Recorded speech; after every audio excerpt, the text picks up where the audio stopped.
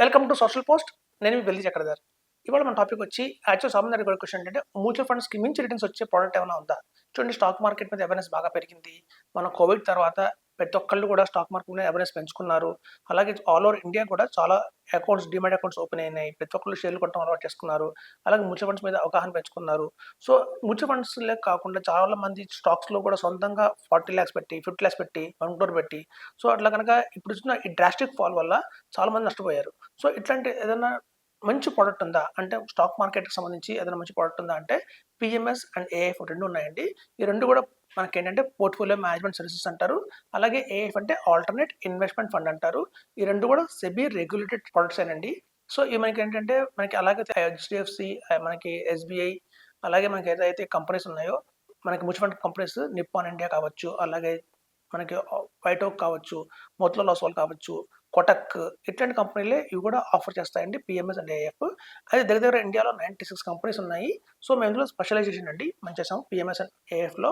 So ఇందులో మీకున్న ఏ company వాళ్ళ రిటర్న్స్ చాలా బాగుంటాయి అనేది కనుక మేము గైడ్ చేసి ఒక చూడండి. ఇందులో కూడా మ్యూచువల్ ఫండ్స్లో ఎలా అయితే మనకి large cap, mid cap, small cap అనే 3 రకాలు ఉన్నాయో, అలాగే పిఎంఎస్ అండ్ ఏఎఫ్లో కూడా చాలా కేటగిరీస్ ఉంటాయండి. మిడ్ క్యాప్ కేటగిరీస్ ఉంటాయి, లార్జ్ క్యాప్ కేటగిరీస్ ఉంటాయి, అలాగే కోర్ అండ్ సాటిలైట్ అనే ఒక కేటగిరీ ఉంటుంది, లైట్ హౌస్ అని ఒక కేటగిరీ ఉంటుంది. ఇట్లా చాలా కేటగిరీస్ ఉన్నాయండి.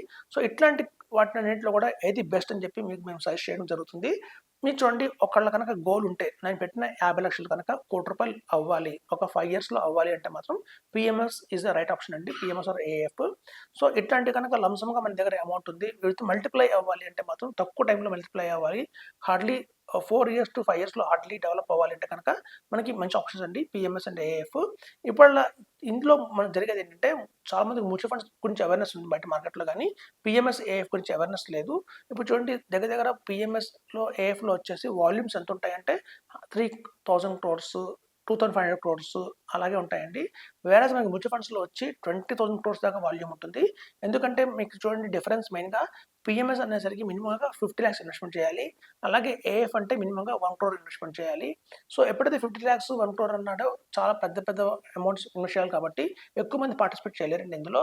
అందుకు దీని వాల్యూమ్స్ అనేది చాలా తక్కువగా ఉంటాయి. సో ఫండ్ మేనేజర్ కూడా ఏంటంటే చాలా తక్కువ వాల్యూమ్స్ ఉన్నాయి కాబట్టి మంచి స్టాక్స్ కొనడానికి వీలవుతుంది. ఏదైతే పొటెన్షియల్ స్టాక్స్ ఉన్నాయో అట్లాంటి స్టాక్స్లో, క్వాలిటీ స్టాక్స్లో వాళ్ళు ఇన్వెస్ట్మెంట్ చేస్తారు.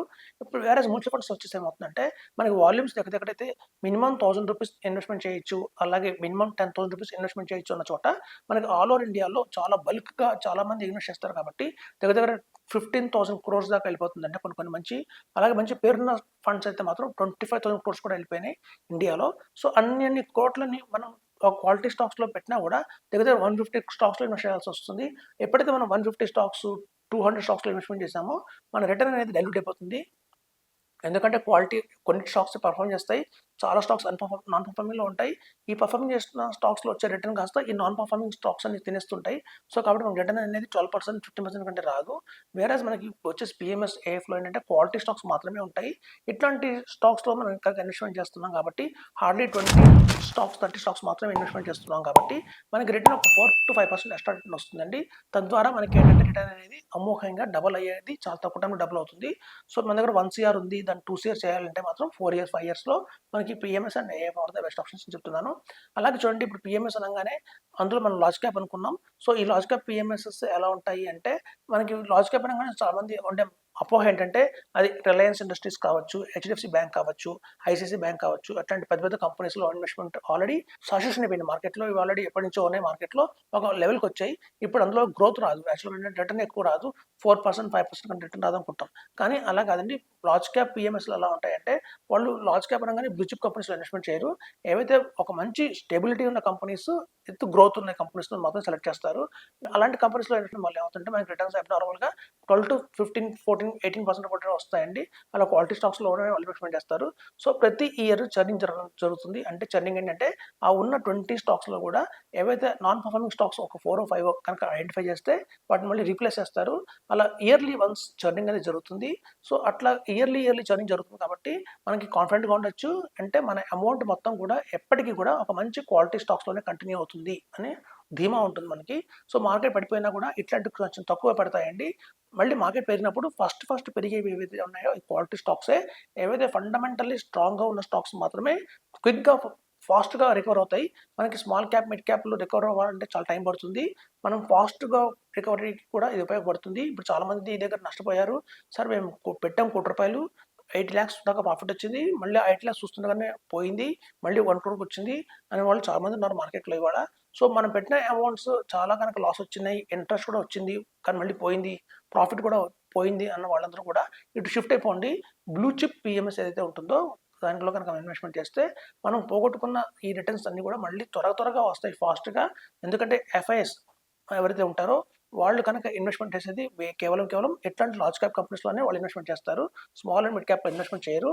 సో కాబట్టి మనకి ఎప్పుడైనా గుర్తుంచుకోండి, మన దగ్గర ఆల్రెడీ ఇన్వెస్ట్మెంట్ ఉంది స్టాక్ మార్కెట్లో.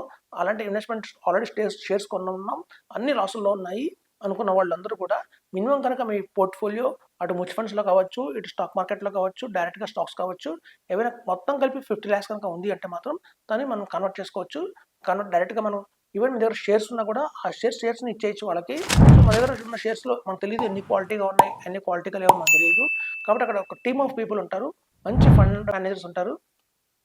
అలాంటి ఫండ్ మేనేజర్స్తో స్టడీగా ఆ ఫండ్ మేనేజర్స్ తరువుగా చదివిన తర్వాత ఆ స్టాక్స్ పికప్ చేసుకుంటారు. కాబట్టి మనకు ఒక కాన్ఫిడెన్స్ ఉంటుంది రాబోయే రోజుల్లో మంచి వెల్త్ క్రియేట్ చేస్తాయని.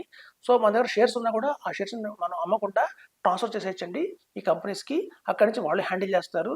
అలా ఎక్స్పర్ట్స్ కనుక హ్యాండిల్ చేస్తే మీ పోర్ట్ఫోలియోని అది 2 crores కావచ్చు, 3 crores కావచ్చు, 50 lakhs కావచ్చు, గణనీయంగా డబల్ ద రిటర్న్ అయితే మనం చూస్తాం నెక్స్ట్ 5 yearsలో, 4.5 yearsలో. కాబట్టి ఇది రైట్ టైం అండి. ఇది మార్కెట్ పడింది కాబట్టి చాలా రైట్ టైము. అన్నీ కూడా తగ్గున్నాయి. ఇప్పుడు మ్యూచువల్ ఫండ్స్, పిఎంఎస్, ఏఎఫ్ కూడా అన్ని కొంచెం కరెక్ట్ అయ్యి ఉన్నాయి. సో ఇట్లాంటి టైంలో కనుక మంచి డెసిషన్ తీసుకుంటే మాత్రం మనం రాబోయే రోజుల్లో ఈజీగానే డబల్ రిటర్న్ చూస్తారని చెప్తున్నాను. Thank you.